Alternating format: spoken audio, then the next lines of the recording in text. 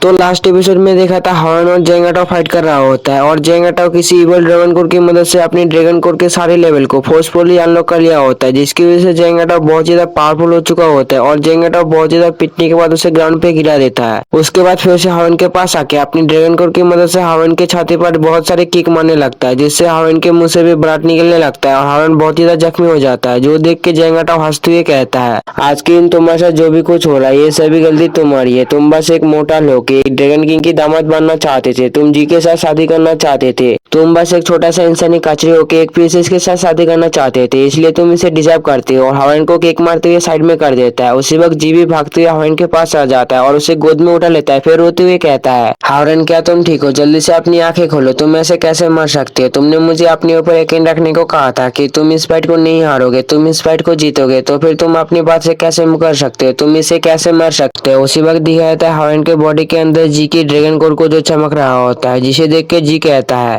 ये मेरा dragon core है। अगर ऐसा है तो फिर शायद मेरी ब्लड की मदद से मैं इस ड्रैगन कोर को थोड़ा सा पावर दे सकता हूँ, मैं हॉर्न को फिर से हील कर सकता हूँ। और अपनी होठों को काट लेता है, फिर हॉर्न को किस कर लेता है और अपनी ब्लड को हॉर्न के बॉडी में ट्रांसफर करने लगता है। तो जैसे ही जी की ब्लड हॉर्न के बॉडी में चला जाता है, उसी वक्त हॉर्न के बॉडी से जबरदस्त गोल्डन कलर की एनर्जी निकलने लगता है, जिस एनर्जी को उस जगह के सभी भी फील कर लेता है और उस रोशनी की तरफ देखने लगता है और कहता है, ये तो जी की एनर्जी है, जी के साथ क्या हो रहा है? उसके बाद दिखाई देता है हॉर्न की तरफ, जिसका बॉडी हिलने लगता है और पूरी तरीके से हिल हो जाता है और हॉर्न भी जग जाता है और जी से कहता है, जी तुम्हारा बहुत ज्यादा शुक्रिया मुझे बचाने के लिए और अपने ब्लड को मुझे देने के लिए। फिर हॉर्न खड़ा हो जाता है और अपनी गोल्डन कलर की एनर्जी को रिलीज करते हुए फाइट करने के लिए रेडी हो जाता है और जेंगाटाओ से कहता है, जेंगाटाओ तो फिर चलो हम इस फाइट को कंटिन्यू करते हैं, जबकि तुम मुझे मारना चाहते हो तो फिर इस फाइट को हम फाइट ऑन डेथ तक लड़ेंगे, हम दोनों में से एक मरने के बाद ये फाइट खत्म होगा। जिसे सुन के जेंगाटाओ बहुत ही गुस्से में हॉर्न के पास आ जाता है और अपनी स्पीयर की मदद से हॉर्न के ऊपर अटैक करने लगता है, जिनसे भी अटैक को हॉर्न डॉज कर लेता है। जिसे देख के जेंगाटाओ हंसते हुए कहता है,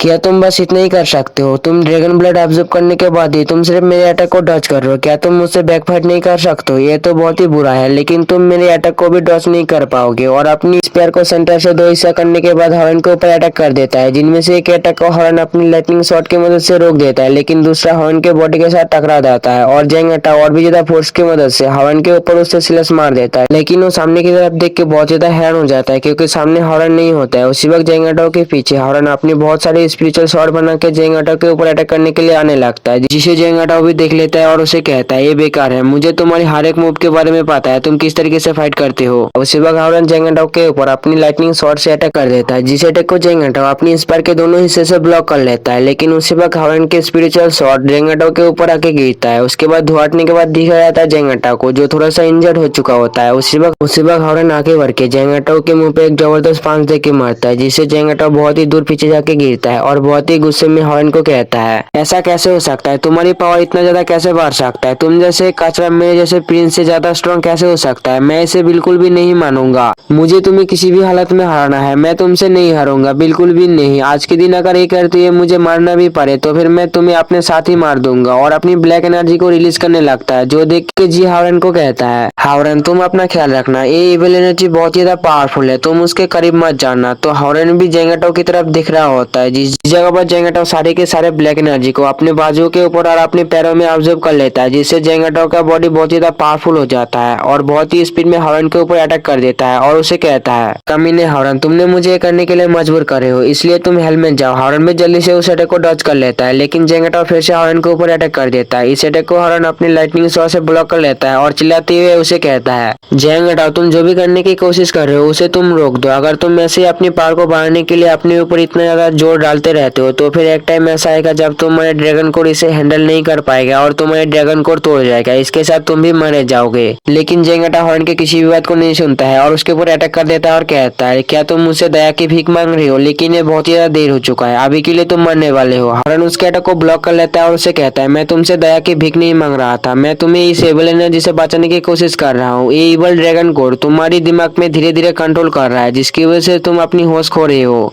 जो सुन के जेंगाटाओ बहुत ज्यादा गुस्सा हो जाता है और हॉर्न के ऊपर पागलों की तरह अटैक करने लगता है और उसे कहता है, क्या तुम्हें लगता है मेरे जैसा एक प्रिंस तुम्हारे जैसा एक कचरे की बात को सुनेगा? ऐसा बिल्कुल भी नहीं होगा, तुम बाहर में जाओ। जो सुन के हॉर्न उसकी तरफ देखने लगता है और कहता है, अगर ऐसा ही चलता रहा, ये नहीं रोकता है, तो फिर मेरे पास और कोई भी रास्ता नहीं होगा। मुझे उसके पहाड़ को छीनना होगा, इसके कल्टीवेशन को मुझे डिस्ट्रॉय करना होगा। और उस जगह से बड़ी स्पीड में गायब हो जाता है और अपनी बहुत सारी स्पिरिचुअल शॉट से जेंगाटाओ के ऊपर अटैक कर देता है। तो वो सभी शॉट जेंगाटाओ के चारों तरफ जाके एक हेवन एंड अर्थ फॉर्मेशन बना लेता है। जेंगाटाओ भी उसे देख के कहता है, कामिनी ये तुम क्या कर रहे हो? क्या तुम इसकी वजह से मुझे इस जगह पर ट्रैप करने की कोशिश कर रहे हो? अगर तुम ये सोच रहे हो तो ऐसा बिल्कुल भी नहीं होगा। हॉर्न उसे कहता है, क्या तुम्हें ऐसा लगता है मैं तुम्हें इस जगह पर ट्रैप करने की कोशिश कर रहा हूँ? ऐसा नहीं है, मैं तुम्हारे दिमाग को तुम्हारी कंट्रोल में लाने के लिए तुम्हारी मदद कर रहा हूँ। और हेवन एंड अर्थ फॉर्मेशन को एक्टिवेट कर देता है। तो आसमान से बहुत ही ज्यादा गोल्डन कलर के लाइट जेंगाटाओ के ऊपर गिरता है और जेंगाटाओ उसी जगह पर चिल्लाना शुरू कर देता है। तो वो गोल्डन कलर के लाइट जेंगाटाओ के सारे कल्टीवेशन को डिस्ट्रॉय कर देता है और जेंगाटाओ उसी जगह पर हॉर्न के सामने घुटने पर बैठ चुका होता है। और हॉर्न उसे कहता है, जेंगाटाओ अबे खत्म हुआ, तुम इस फाइट को हार चुके हो। तो जेंगाटाओ अभी बिना कल्टीवेशन के उस जगह पर बैठा होता है और कहता है, क्या मैं एक बार फिर से तुमसे हार चुका हूँ? और उसी जगह पर ही गिर जाता है। हॉर्न उसकी तरफ देखता है, फिर उसे कहता है, तुम अपने इतने सारे नुकसान और पावर की वजह से बहुत ज्यादा परेशान हो गए थे, इसकी वजह से तुम इस झमेले में पड़े थे, लेकिन अब ये सभी खत्म हो चुका है। उसी वक्त साइड से जिया के हॉर्न को गले लगा लेता है और उसे कहता है, शुक्र है तुम जीत चुके हो, मैं तो तुम्हारे लिए बहुत ज्यादा परेशान हो गया था।